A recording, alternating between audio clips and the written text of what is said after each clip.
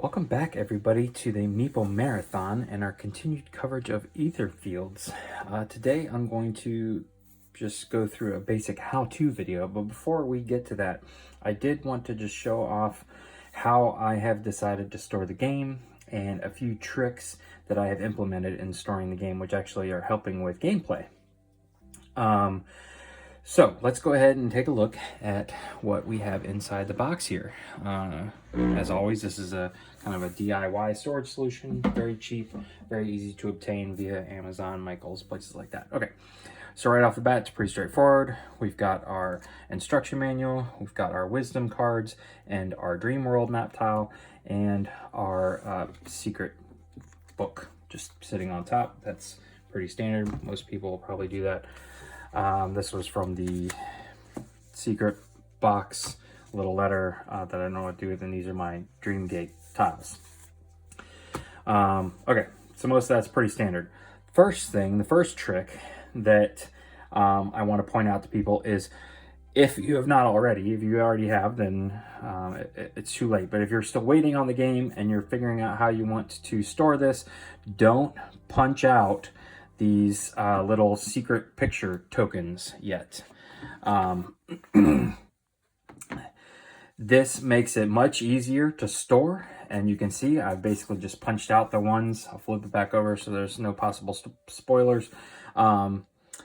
These are the ones that I have acquired, if you accidentally punch one out, it's easy to punch it back in there, and it just sits here, and this is how I store those. I don't have a baggie full of these little tokens that I have to dump out onto the table and flip over so I can see the pictures. And I basically just take this whole board carefully and set it up next to the game board, and I can easily view it all in one as I'm playing. So super easy storage solution for these tiles is just to simply leave them in their cardboard for now. They lay flat, no baggies, no having to figure out where they're going to be stored, no having to dump them out and get them back in the baggie when you're cleaning up, all that jazz. Okay, the board sits on top, pretty straightforward.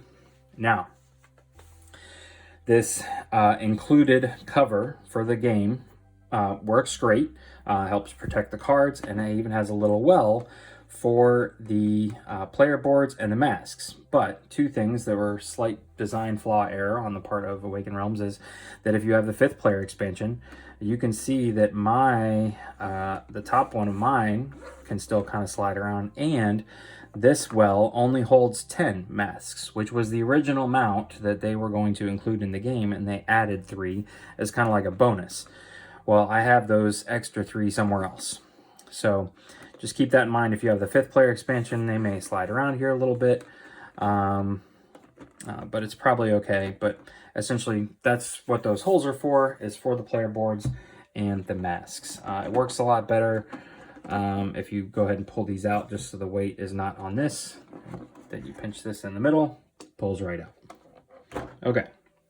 So first of all, addressing the masks, I have not sleeved my cards. I may or may not. I'm not sure. But for right now, the 3 extra masks, there's plenty of room in the tile section to just slide those right there. So 2 of these, if I take this one out, these 2 are my masks for my player. I'm playing solo, so it makes sense that those 2 are slotted in there, and then I just toss the other one off to the side.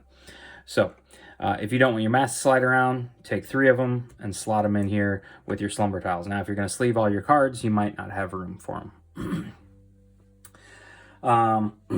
And then everything else is pretty much as it is. You can see that I have gone ahead and undone all of the regular card packs except for the secret ones. I have not undone all but one of the big tile ones. I had this thought that I would only open these up as I came across them, but in only 4 playthroughs, I've had to open all but one. So you might as well go ahead and open them all. It seems silly that I waited, because I'm having to find a knife every time, in the middle of a game, or X-Acto knife to open these up. One thing I will point out for the large map tiles is that when the factory was packaging them together, they put them in order, but they're in order so that you would be looking at the front of the card and not the back, which the back is what doesn't reveal anything. The back usually just has a generic picture. So let me just pull out an example here of what the 001 setup would look like. So this, at least in my opinion, is how they should sit in order here. So when you go and look for them, the setup card in the front, and then in alphabetical order, you would have your cards listed out here. Well, in the package, when you open up the package, they're going to be like this. So simply, pretty much every time I open up one of those packages, I take every single card, and just without looking at the back, I do this. That gets them in alphabetical order, numerical order, and then I drop them in. I'm not really sure why that happened, because these cards, the regular cards, worked fine. I literally just unwrapped them and dropped them in where they were supposed to be, and they're all in order. So just keep that in mind if you haven't opened up your map tiles yet, or your big tile cards, that they're going to be backwards. Okay, so there's really nothing I've done here. These guys are still here. The bigger miniatures are down here. I did drop in the standees for the masks right here in this little slot that I'm assuming is just for you to get your hands in. They sit there. There's plenty of room for them there. I actually am not using the standees. You'll see a little bit later what I do with my masks. But those are just sitting there and they're not hurting the miniature underneath. And then everything else I have in these token boxes here. Now I have two different types of token boxes, but I have 3 here and I have 3 here. So here I have these skinnier ones, and you can see that this well, which is designed to hold cards, and I think you're supposed to put your influence deck in here, influence market in here to draw from, but that seems silly. So it's like, why not just keep it right here? This also may be where if you have like the expansions, they may go right there. But for now, I'm certainly not going to drop cards in there. I've got 3 of these bit boxes that are a little bit wider than these, but not as thick. So 3 of these, and I'll put descriptions in below for those, fit right here. You could put them, you could do them side by side. They don't squeeze, they don't go all the way down as nicely, so I just have 2 and then 1.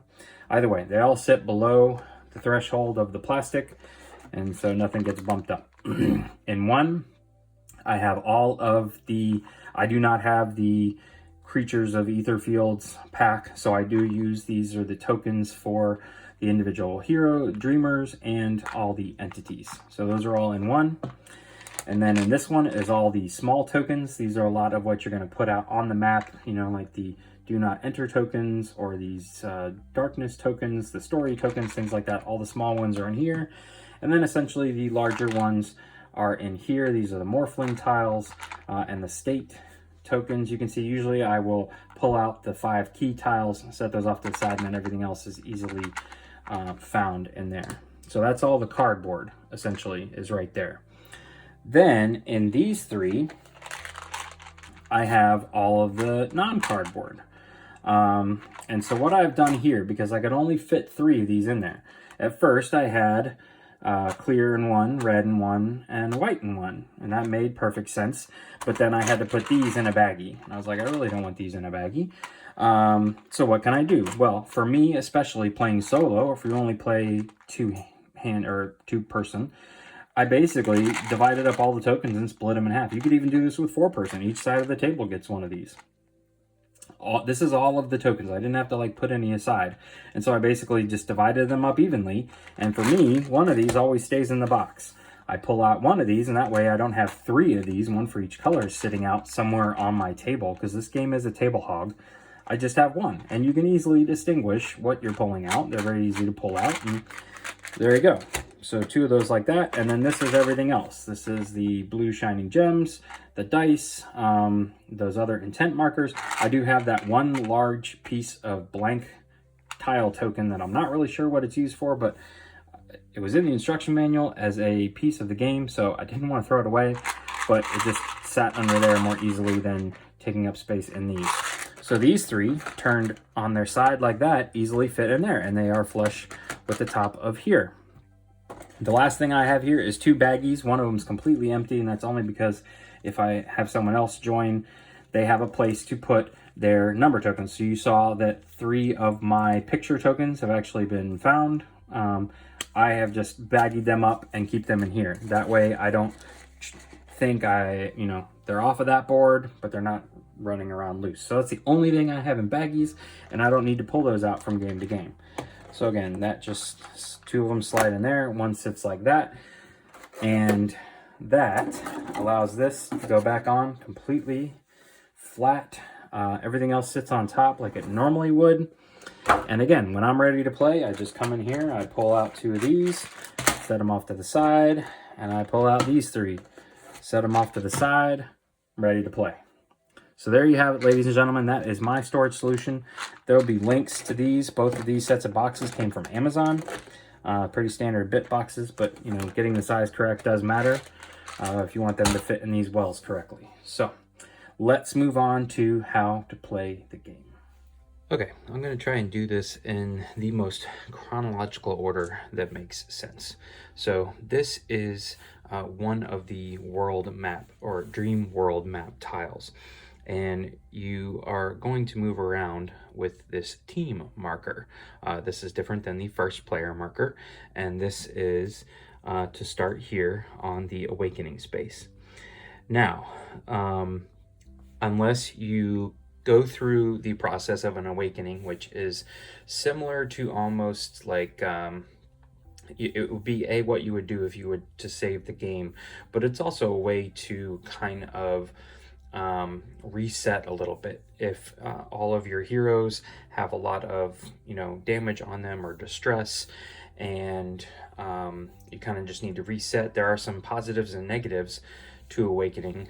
Essentially, you're like getting rid of your damage, you're unsealing your cards, but you're also losing any amount of ether you may have acquired. Any progress cards become unset in your active progress section, so it kind of resets everything. So there's some positive and negatives to that, but otherwise, after your initial tutorial mission, you will start here at the awakening, and then you're going to move around this board here as you see fit, and your objective really is to gain the keys here, which you can see that symbol. Once you land on that space, you would essentially just gain a key to put on your player board.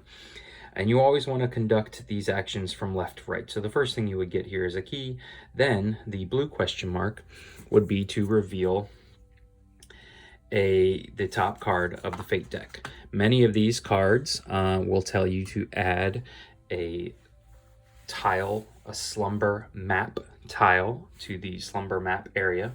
And if there's a quirk slot, add them in there. Those change. The quirk cards are really just to kind of add new and different rules to the Slumber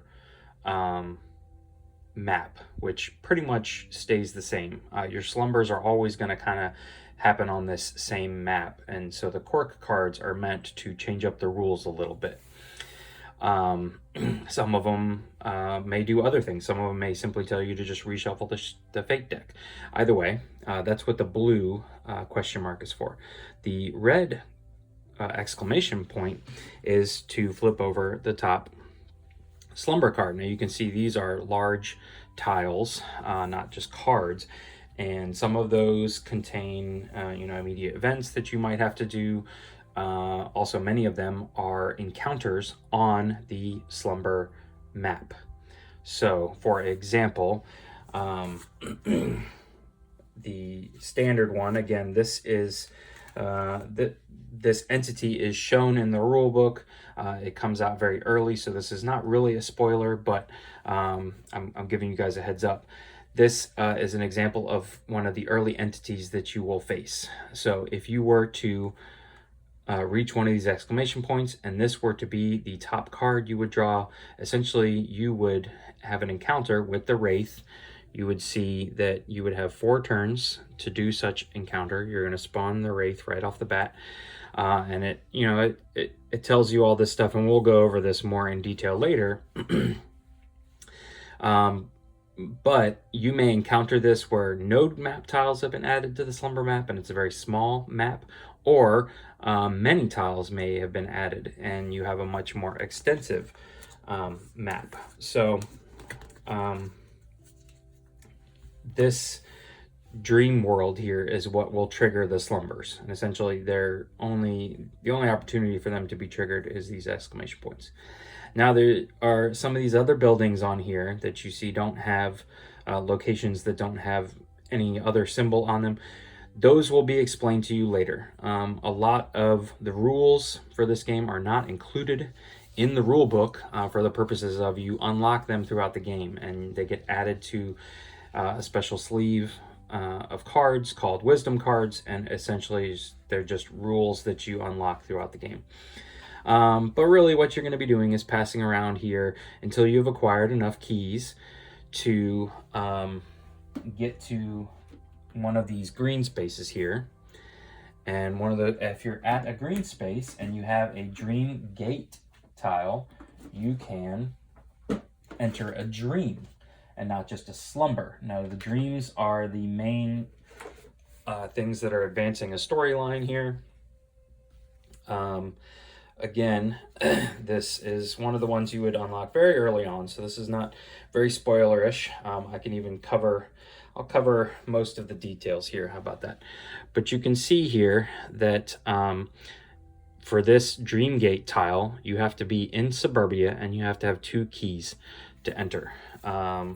Just to give you guys a look, this is the very first Dreamgate tile, so this isn't really a spoiler. This one, you start off right off the bat.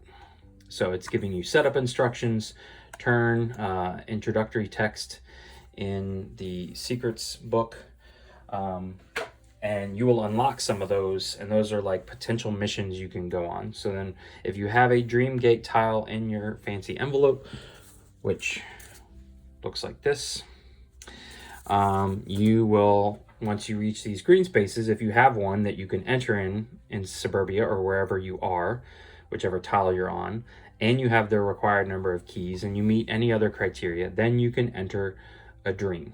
And so that's the main point of moving around this board, is occasionally dealing with slumbers, but getting to the point where you can enter a dream. And the dreams are the main missions. They're the ones that are going to take longer.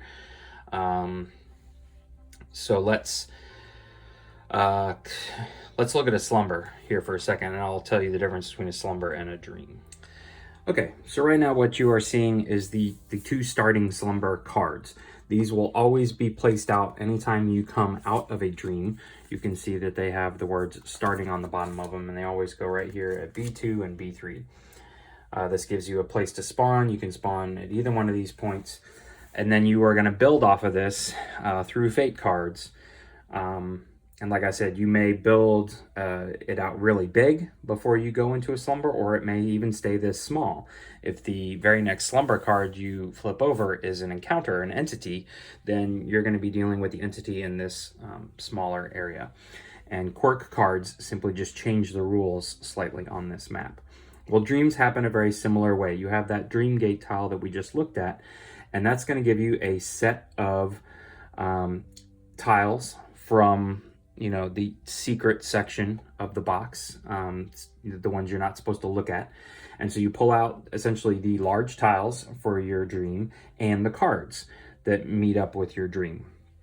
And it will tell you which on the Dreamgate tile, it will tell you which ones you're going to put out on the board to begin with, any cards you might get out. It's more than likely going to have at least 1 or 2 starting locations and have an entity that's going to come out.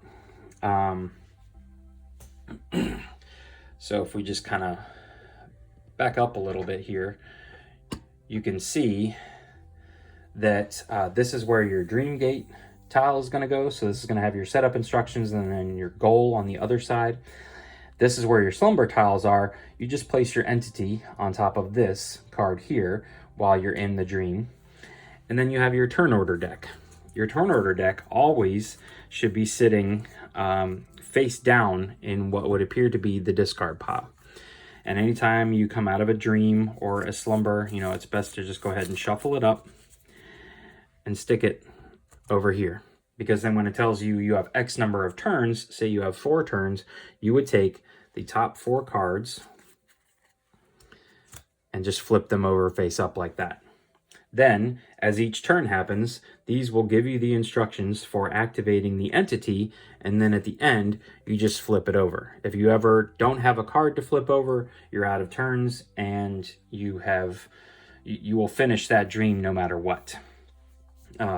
Read like a failure text. There are ways to add turns to your deck, mainly the clock. We'll look at that here in a minute. And if there is no entity on the board, then you're simply just using these to keep track of. You still are going to flip a card. You're just using them to keep track of how many turns are remaining in that particular dream. So if we look back here at the slumber tiles, again, dream tiles are going to look very similar, and the iconography and things like that that are going to appear on them are all the same as well. The blue space is always going to be where you can spawn your hero, and since it's on the kind of the middle, each tile is made up of 4 spaces, and since this one is in the middle, I can choose either the top or the bottom space. Now you'll note that the top space here is in darkness. That's what that symbol means. So these 2 spaces are in darkness. These 2 spaces, which are around the light post, are not. Over here, since the darkness icon is in the middle of the entire tile, all of these spaces are in the darkness. And right now, if we were to activate an entity with just these 2 tiles, this is where the entity would spawn. So the entity would spawn right there. And essentially, you're going to be moving around these map tiles here. And these thorny lines here represent walls that you cannot pass through. So if you look thematically at the map, we're really kind of like up on this pedestal area, and this is a wall. You can see very faintly right there, but they have thrown the thorns in just so you don't mistake that, and you know you have to go around the wall. You also cannot move diagonally. When you're moving around, you have to be move adjacent orthogonally. Other than that, you are going to be moving around the dreams, and without spoiling anything, I'm going to explain it as best I can using these 2 starting slumber tiles. There will be instances on the tiles in the spaces that will say spend 4 awareness, and that's the green. So spend 4 green intent, and it will tell you maybe a little script. You're going to look out over the edge. You see something off in the distance, you may climb up a ladder, and so you spend 4 awareness to climb up the ladder and look out over the edge of the wall. That usually is going to lead you to a script in the secrets book, which will then maybe tell you to add a new tile to the board, or flip over a card, which could change the board a little bit. Or maybe it's a new entity, or a new set of rules, or it's a new item you can use. Whatever it may be, that's really how this whole amount of how the game works, is spending yellow intent to move around the board, and then spending the necessary intent to complete the task listed on the tile, listed in the space, and get to the secret book, essentially. So let's take a look at a few other things that are on the board that you will need to know about, and then we'll take a look at the player boards. Okay, so this is your item row here, and this is your clock, essentially. This area sits between, you can see that the Dream World map tiles sit below this, and then up above here, that direction is where the Slumber and Dream map tiles are. But this is where your 3 active items can sit, and you have 2 options for using your items. One, you can always discard them to gain the intent. You can see this is 4 or 4 red or 4 green. This one's just 2, that one's 4. You can always discard these just for pure intent, and they go up into a storage area further up the board. You can also use them down here, and you can see, for example, that this one doesn't cost you anything, and you can move, each dreamer may move up to 6 spaces, but then again, you discard this after your turn. There are other items that don't always discard after you use them, but you may need to roll the luck die to see if you hit the X, then you'll have to re-roll them. This one, however, you will notice that you do have to spend 1 green intent to use this item for its purpose of re-rolling a die.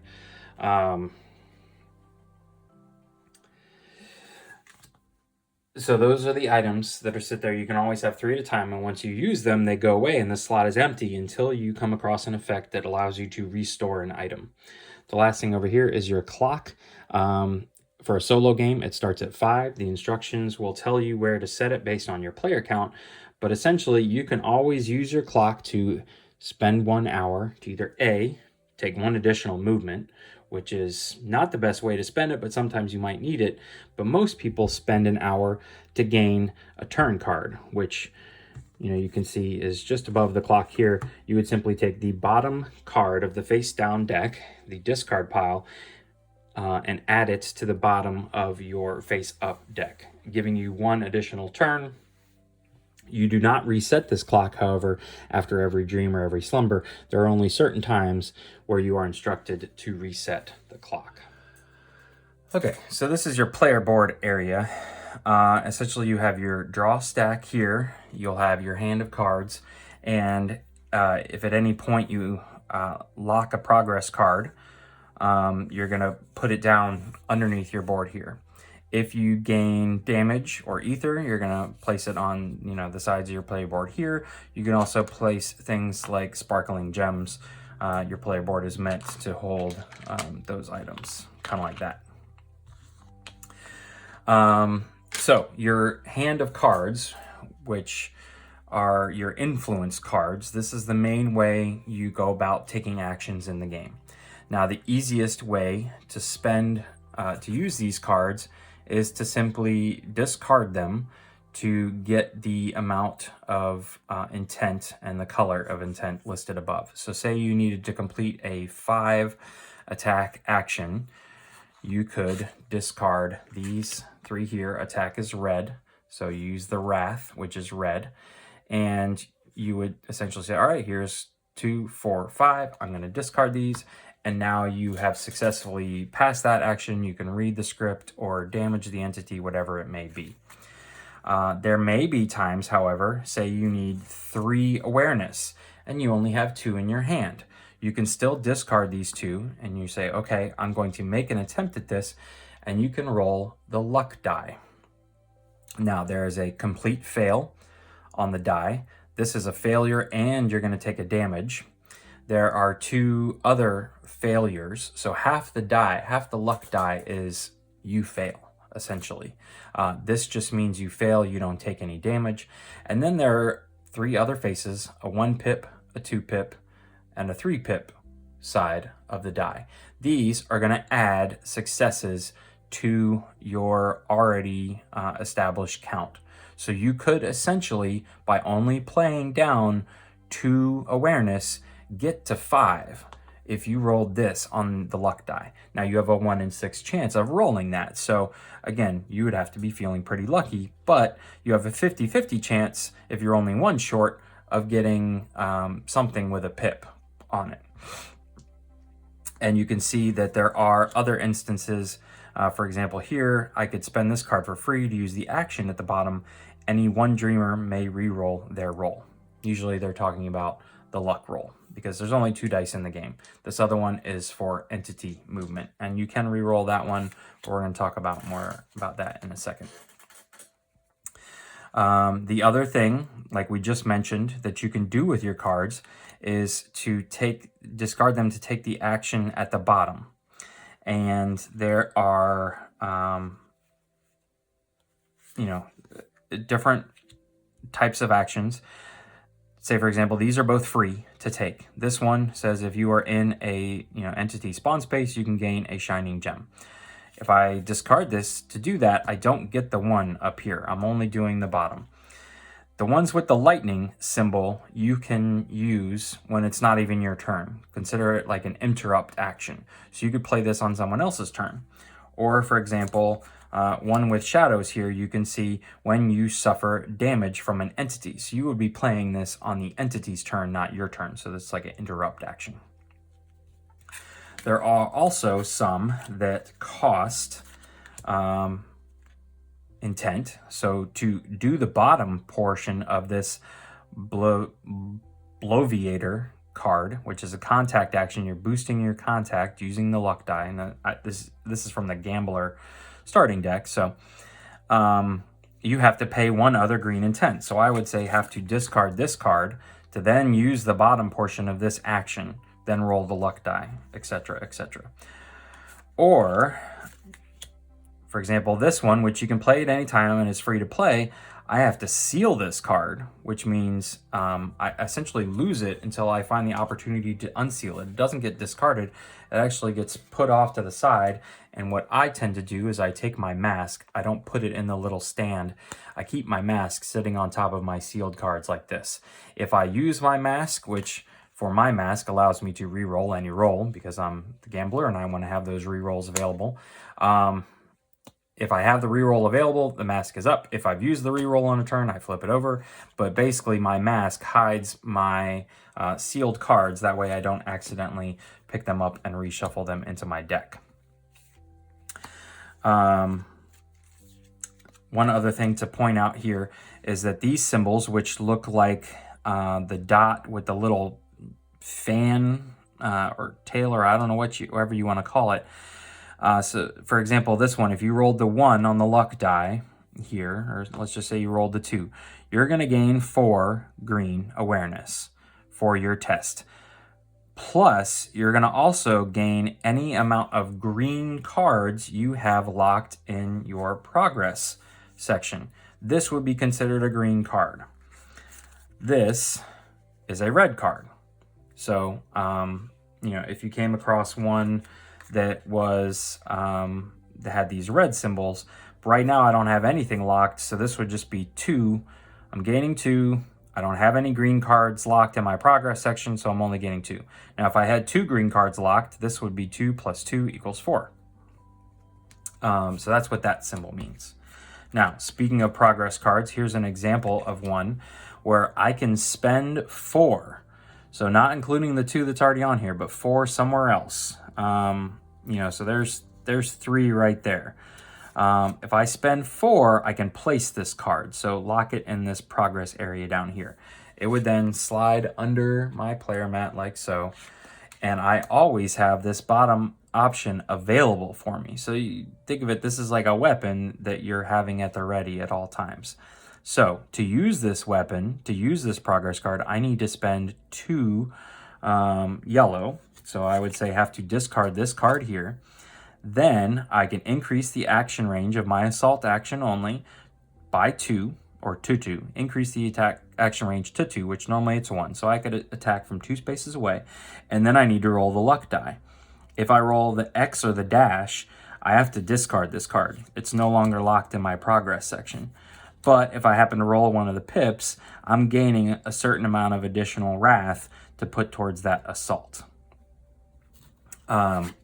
If you are ever instructed to flip a card, we already talked about sealing a card. Flipping a card means you take a progress card and you would flip it upside down. It stays, however, in your progress section, and you have to find an instance where you are given instructions to unflip a card to flip it back up again and have it be able to be used. You don't lose it. It doesn't get sealed away. It's kind of inactive.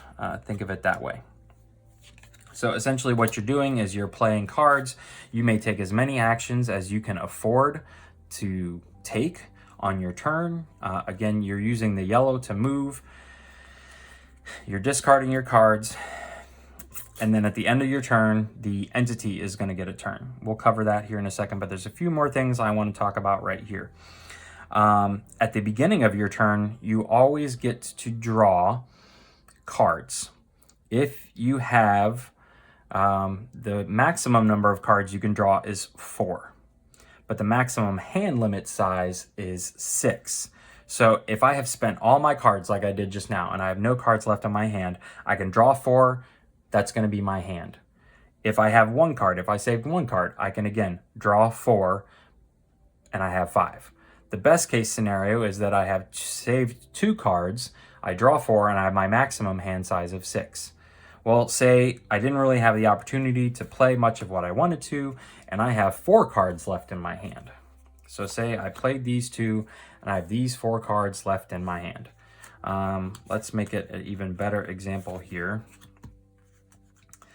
of, say there's this situation. I played those greens for whatever reason, and there's another green action I want to take.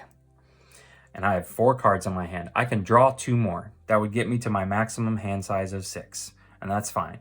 But if I'm looking for green and I don't want to clog up my hand with these yellows, I may discard any cards I want. I'm not going to get any benefit from them. I could use this as an action. Say I'm in that space. I could gain a shining gem, or I could try and lock one in the progress area. But I could always discard down to 2, and then I can draw 4 more. And that's going to be if you're looking for specific colors of intent. Also, your starting deck, and each character's starting deck has a unique backside. So you will be able to tell when you're about to draw cards which ones are going to be your purchased influence cards and which ones are going to be your starter ones. But the starter ones have this added ability right here.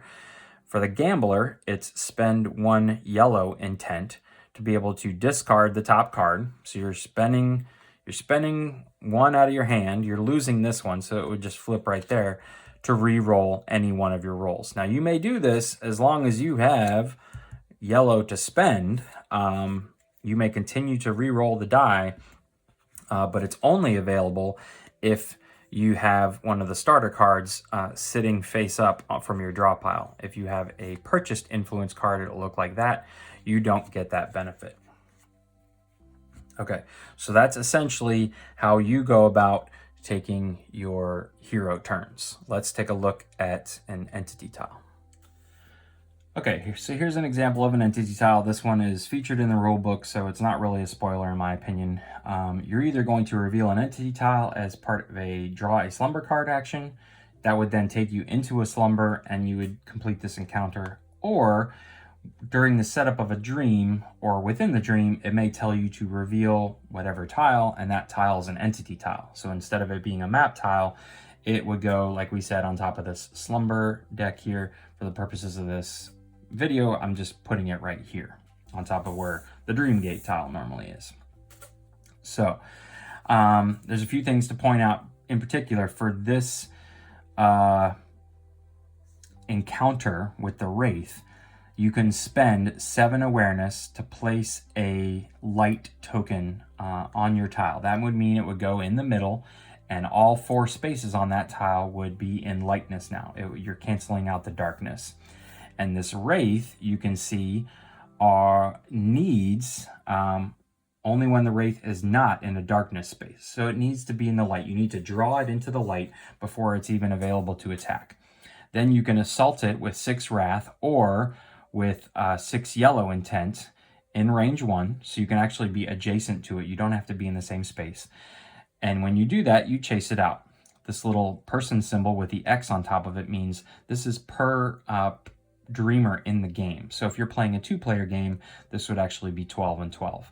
I play, at least right now, I'm playing solo, so all of these numbers are just 6. If you're playing a 5-player game, however, you would have to spend 30 Wrath to in order to get rid of the Wraith. Now, there are ways to combine your Wrath and intent for people who are planning on playing multiplayer, but essentially what you would do is you would chase it out. You would gain the loot that would be found on the bottom of the turn order card. So for this turn, your team would resolve a secret card with the lowest number, or you would gain a key. And the loot changes depending on the turn card that's face up. So you can actually see what loot is going to be available to you. You may want to wait 1 more turn to try and attack it.